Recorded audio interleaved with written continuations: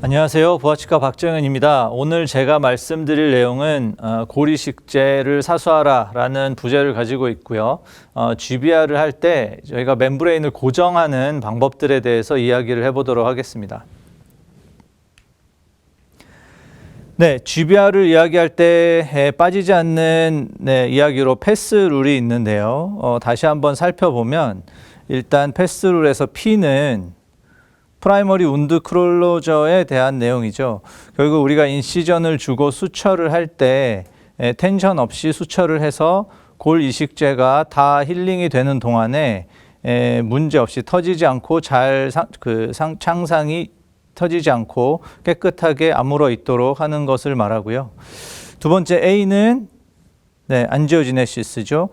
우리가 골 이식한 곳에 결국 골은 골 이식제가 만드는 것이 아니라 우리 몸 안에 있는 세포들이 뼈를 만들어야 되기 때문에 그 뼈를 만들 세포들이 피를 타고 적절하게 GBR을 한 부위로 들어올 수 있도록 인트라메로 페네트레이션 같은 것을 통해서 안지오지네시스를 유지해 주는 것이 중요하고요.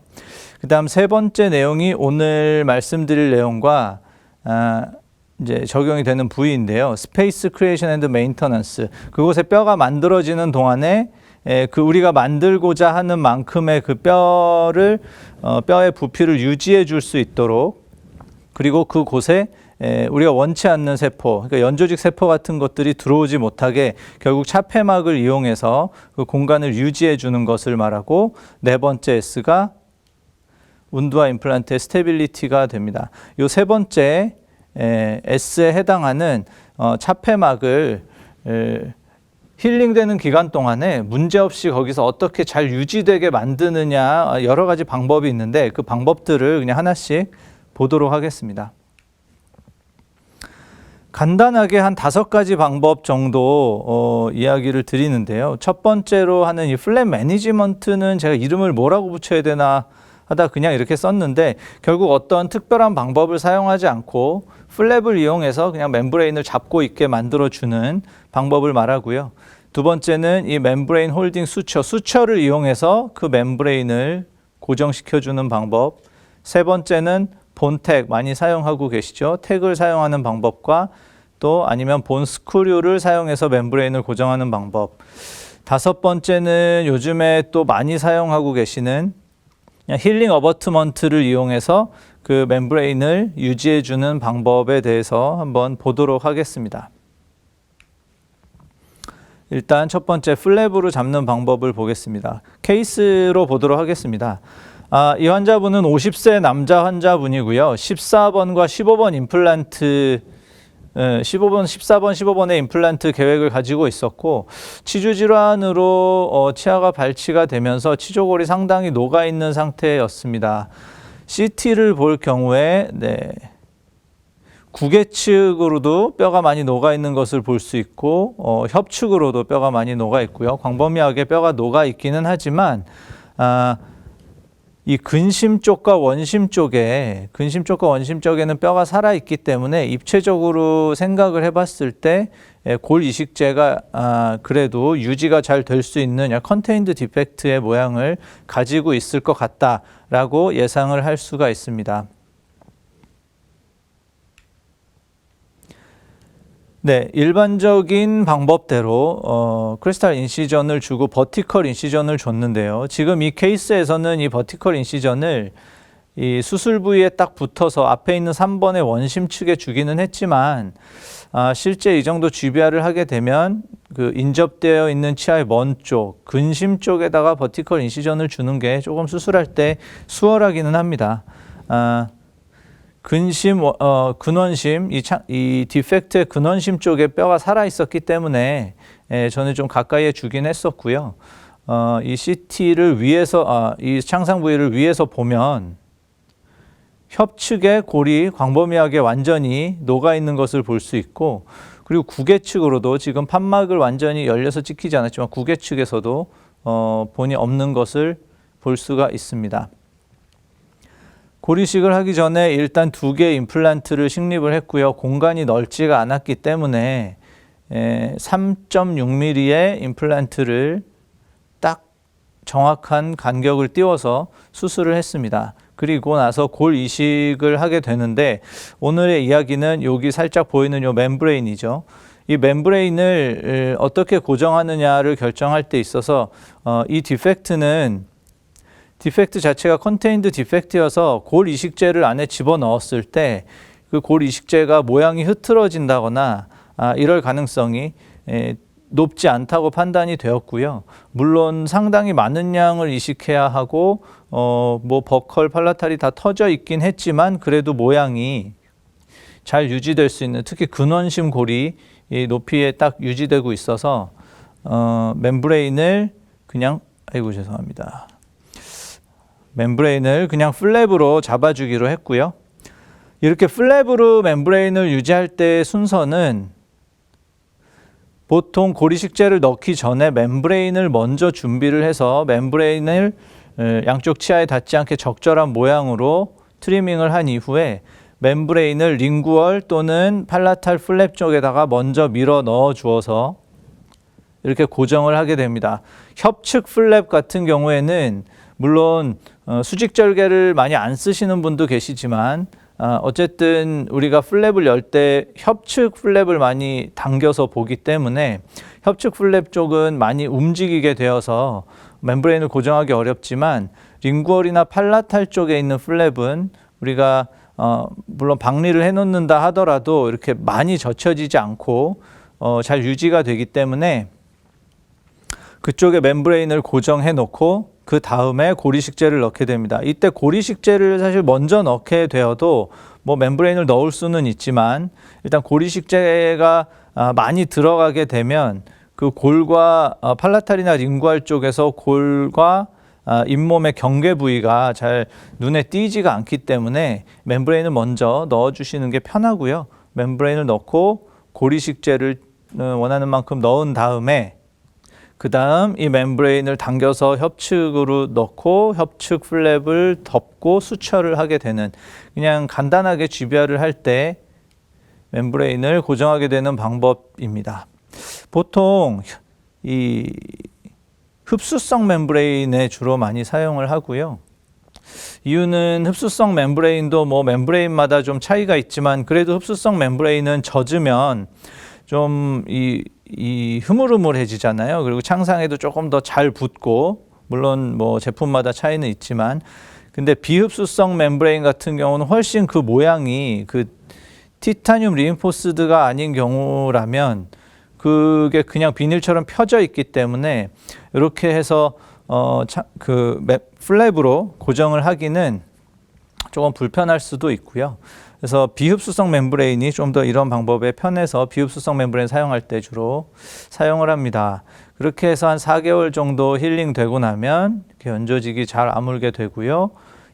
2차 수술을 위해서 다시 판막을 열었을 때 임플란트 2개의 주변에 보시면 협측에 상당히 두껍게 원래 있었던 협측골의 그 위치까지 뼈가 잘 생겨 있고 구개 측에도 뼈가 잘 생겨 있는 것을 볼 수 있습니다. 2차 수술 마치고 보철을 마친 모습입니다. 이렇듯이 가장 간단하게 그냥 다른 방법을 쓰지 않고 그냥 플랩 밑에 묻어서 멤브레인을 고정하기도 하고요. 또 다른 케이스를 하나 보도록 하겠습니다. 이 케이스 같은 경우는 40번 때 임플란트가 빠졌다고 오셨는데요. 이분은 쉐그렌 신드롬을 앓고 계셨습니다.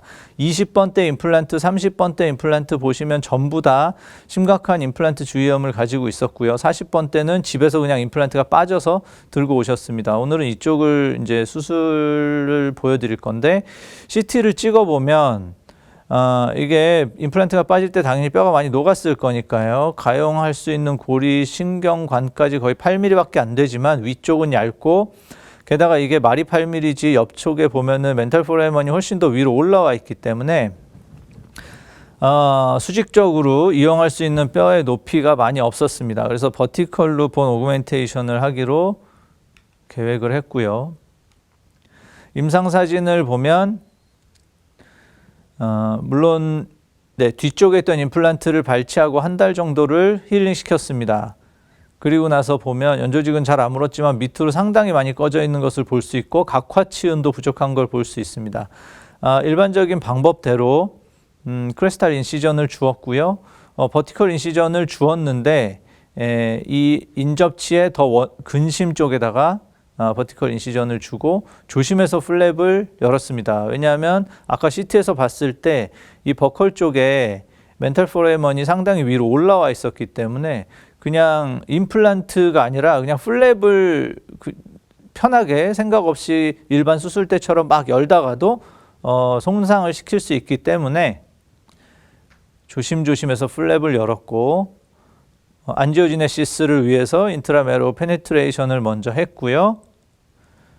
본 그래프트가 무너지지 않게 하기 위해서 여기서는 이제 수술 방법이 여러 가지가 있겠죠. 블럭본을 좋아하시는 분들은 이제 블럭본을 고정할 수도 있고 뭐 어떤 방법이든 그 스페이스를 정확히 유지해 줄 수 있는 방법을 쓰면 되는데 저는 파티큘레이트 본을 좀 좋아해서요.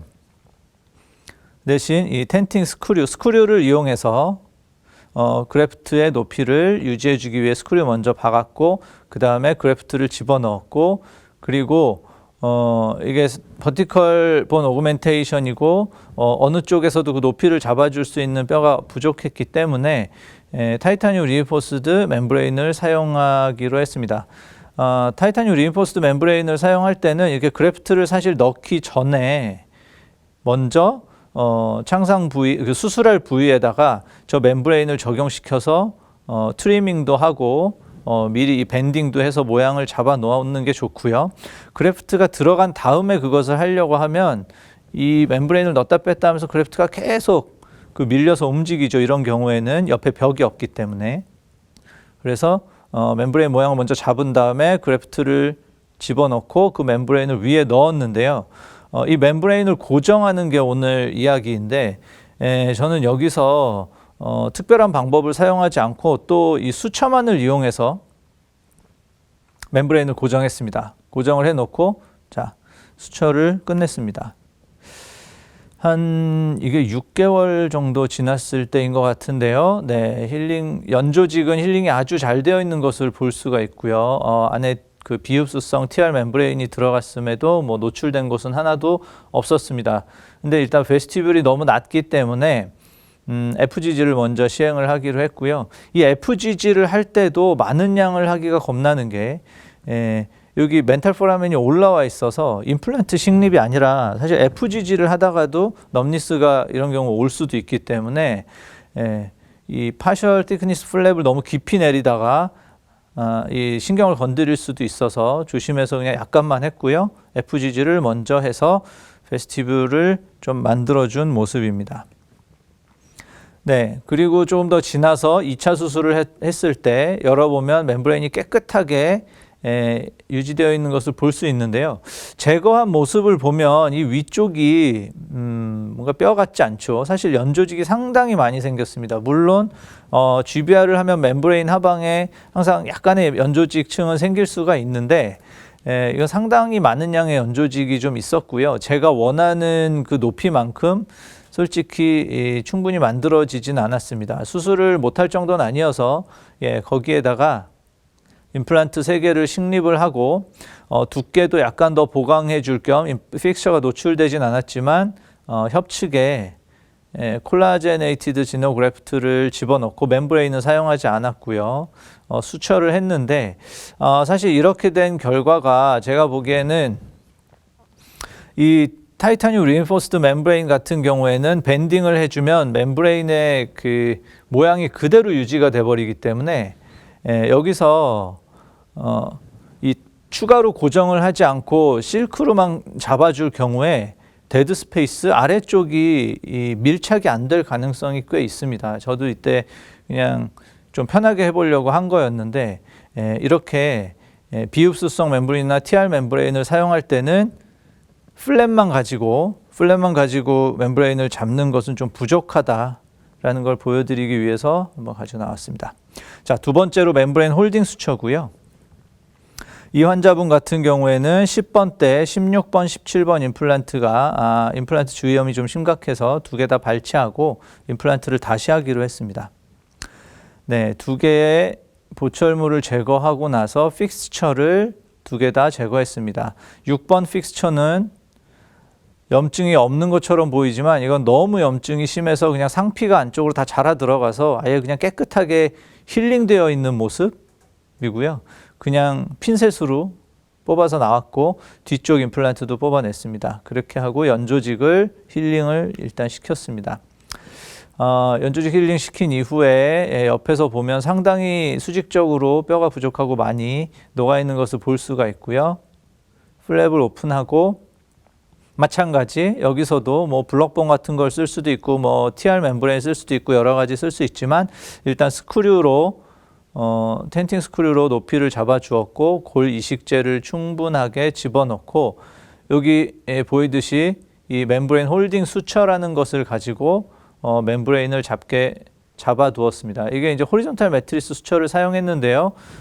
여기서 이제 버티컬 매트리스 수처를 좋아하시는 분도 계시고 뭐 그거는 무엇을 쓰셔도 상관없으나 어쨌든 수처를 이용해서 이렇게 멤브레인을 잡을 수 있습니다. 이 멤브레인 홀딩 수처를 할 때 지금 보면 이 낫의 위치가 지금은 협측인데요. 저도 옛날에 협측에다 많이 했었는데 워낙 우리가 수처가 협측에 들어갔다가 다시 협측으로 와서 매듭을 짓는 게 그냥 가장 일반적인 방법이기 때문에 근데 멤브레인 홀딩 수처 같은 경우에는 이 낫이 팔라탈 쪽에 오도록 팔라탈 쪽에서 먼저 들어가서 협측을 잡고 다시 팔라탈 쪽에 와서 수처를 하는 게 이 멤브레인을 조작하기가 좀 편합니다. 그거는 이제 해보시면 알 수 있을 것 같고요. 그리고 수처하고 힐링 되었습니다. 위쪽이 약간 벌어진 것처럼 보이지만 네, 크게 문제는 없을 것 같습니다. 네, 그렇게 해서 이렇게 GBR을 한 모습이고요. 그리고 충분히 힐링이 된 이후에 6개월을 힐링시킨 이후에 다시 열어보았을 때 네, 뼈가 잘 생겨서 차 있는 것을 볼 수가 있습니다. 이 스크류를 사용할 때 어려운 점은 이 스크류가 뼈 안으로 완전히 묻혀버려서 고리식제가 사실 저 스크류보다 더 위로 만들어지게 되면 이 스크류를 제거하기 위해서 만들어진 뼈를 다시 깎아야 되는 네, 그런 불편감이 생길 수 있는데요. 제가 스크류를 높게 꼽지 않아 가지고 스크류 헤드가 이렇게 보여서 제거하는 데는 어렵지 않았지만 엑스레이에서 보시면 제가 원래 올리고자 했던 것보다 좀 덜 올라가지 않았나, 조금 더 올렸으면 좋지 않았을까 하는 생각은 좀 들었습니다. 6개월 힐링시키고 옆쪽에 구멍은 바이옵시를 한번 해보았고요. 바이옵시 결과 골 이식제와 뉴본이 잘 붙어서 뼈가 잘 생긴 것을 볼 수 있었습니다. 네, 그 상태에서 임플란트 힐링시키고 2차 수술을 했고 뼈 상태는 좋았고요. 2차 수술 완료하고 보철 완료한 모습입니다. 요 완료된 파노라마를 보면 6번과 5번 사이에 이 수직적인 높이 차이가 상당히 큰데 사실 이 수직적 높이 차이가 클수록 임플란트 관리가 어렵고 임플란트 주위염이 다시 생길 가능성이 높기 때문에 이쪽에서 더 좀 높이를 높여 주었으면 좋았을 것 같다는 생각이 듭니다. 세 번째로 보여드릴 게 이제 본택인데요. 네, 이분은 이제 틀니가 움직여서 못 쓰겠다고 오셨는데요. 일단 이 위쪽에 대한 수술을 좀 보여드리도록 하겠습니다. 위에 오버덴처를 하기로 했는데요. 14번, 12번, 22번, 24번 보면은 이제 만만한 곳이 없습니다. 12번, 22번은 뼈가 상당히 얇고요. 14번, 24번은 수직적으로도 뼈가 거의 없습니다. 상악동이 워낙 크게 내려와 있어서. 그래서 12, 14번은 리치 스플리팅을 하고 본 그래프트를 하고 임플란트를 하기로 했고요. 14번과 24번은 상악동 골 이식술을 하면서 임플란트를 넣기로 했습니다. 네, 소구치 부위에 이렇게 윈도우를 형성해서 상악동 골 이식을 하면서 임플란트를 식립했고요. 2번 자리는 리치 스플리팅을 해서 버컬 쪽으로 본이 나가 있는 걸 볼 수 있지만 사실 구개측도 충분하지가 않아서 구개측과 버컬 쪽으로 다시 이제 GBR을 많이 할 예정이고요. 22번도 보시면 스플리팅 했지만 지금 버컬이 좀 프랙처 되면서 이렇게 벌어져 있는 상태입니다. 이렇게 수술을 하고 여기 살짝 보이는 여기 이제 본택인데요. 이렇게 버컬 쪽으로 많은 양의 골 이식을 해서 버컬본을 두껍게 만들 경우에 또 한 가지의 문제는 이거를 수처로 멤브레인을 수처로만 잡아놓을 경우에 플랩을 많이 열었을 경우 이 그래프트가 내가 수술할 때는 내가 원하는 이 임플란트 주변에 고리식재를 많이 넣어놨지만 실제로 나중에 가서 보면은 얘들이 수처를 할 때 일단 1차적으로 수처를 하기 위해서 우리가 실에다 힘을 줄 때 그래프트가 그 힘에 의해서 밀려 내려가고요. 이게 뭐 TR 멤브레인이라던가 어떤 스페이스 메인테너넌스를 위한 또 다른 방법, 뭐 블럭본이라던가 뭐 텐팅포를 쳤다던가 이런 걸 해놓지 않았다면 이렇게 파티큘레이트 본을 그냥 넣고 수처하면 일단 수처할 때 1차적으로 밀려 내려가고 그 다음에 힐링되는 동안 그 입안에서 움직임에 의해서 그래프트가 자꾸 이렇게 에이피컬 쪽으로 밀려 내려가는 그런 문제가 생겨서 나중에 힐링은 잘 되었는데 보면 내가 원하는 이 코로날 쪽에는 별로 두께가 없고 다 밑에 가서 뼈가 생기는 그런 경우가 생길 수도 있는데요. 이럴 때 아래쪽 멤브레인을 고정해주는 그 효과도 있고 그리고 그 그래프트가 밑으로 빠져 내려가는 것을 막아주는 두 가지 효과가 있겠죠. 이렇게 본택을 사용해서 멤브레인을 고정하는 방법이 있고요. 이 경우에도 사실 수처도 같이 사용해서 이렇게 봉합을 하였습니다.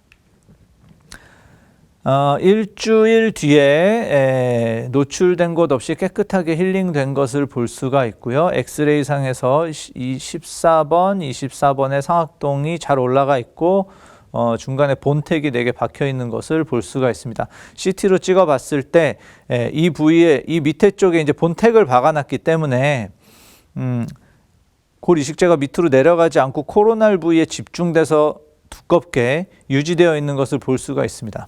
이런 장점을 얻을 수가 있습니다. 네, 그 다음에 본 스크류를 사용할 수가 있는데요. 본 스크류는 제가 적절한 사진이 없어서 현동근 원장님에게 양해를 구하고 현동근 원장님께 사진을 좀 빌렸습니다. 이런 식으로 하악에서 버티컬 본 오그멘테이션이 필요한 경우에 아까 제가 보여드렸던 케이스와도 비슷하죠. 이런 경우에 충분히 골 이식을 하고 이런 타이타늄 리인포스드 멤브레인을 사용할 경우에 이 멤브레인의 움직임이라던가 어떤 연조직이 들어갈 수 있는 이런 데드 스페이스 틈을 없애주기 위해서 이렇게 본 스크류를 사용해서 완전하게 밀봉을 해주면 GBR의 결과가 훨씬 더 좋을 수 있을 것 같습니다. 5번째로 요즘 많이 사용하는 이것은 이제 멤브레인이 아니고 사진은 제가 스마트 빌더를 가져왔는데요. 이렇게 힐링 어버트먼트, 요건 물론 그냥 일반 힐링 어버트먼트가 아니라 스마트 빌더를 잡기 위한 특수한 힐링 어버트먼트이긴 하지만 이런 타이타늄 메쉬가 아니라 일반 콜라겐 멤브레인이라고 할지라도 중간에 구멍을 뚫어서 그냥 트랜스 뮤코잘 GBR이라고 하죠. 요즘 GBR 하면서 그냥 바로 힐링을 꽂아버리는 그런 트랜스 뮤코잘 GBR의 경우에 멤브레인을 힐링이 잡아줄 수 있도록 이렇게 사용을 할 수도 있습니다. 조금 정리를 해보자면요.